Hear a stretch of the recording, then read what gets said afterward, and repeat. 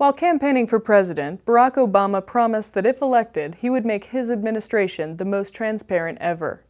On his first day in office, Obama pledged that the Freedom of Information Act, which guarantees that our citizens have access to government records, would be strong.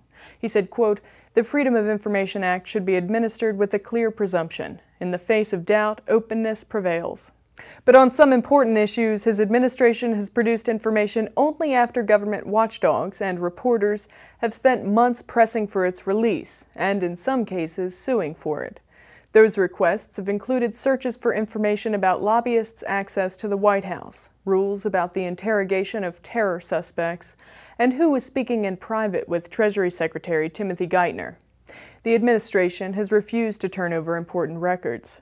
Obama signed a law that let the Pentagon refuse to release photographs showing U.S. troops abusing detainees, and Defense Secretary Robert Gates then did so. The Obama administration, like the Bush administration before it, has refused to release details about the CIA's so-called black site rendition program. People who routinely request government records say they don't see much progress on Obama's transparency pledge.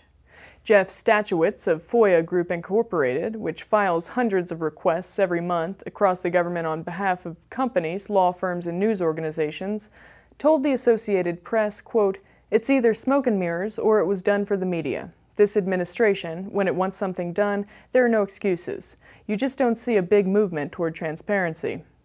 Nate Cardozo of civil liberties group Electronic Frontier Foundation said, quote, "This administration started with a bang, saying this was going to be a new day, and we had really high expectations.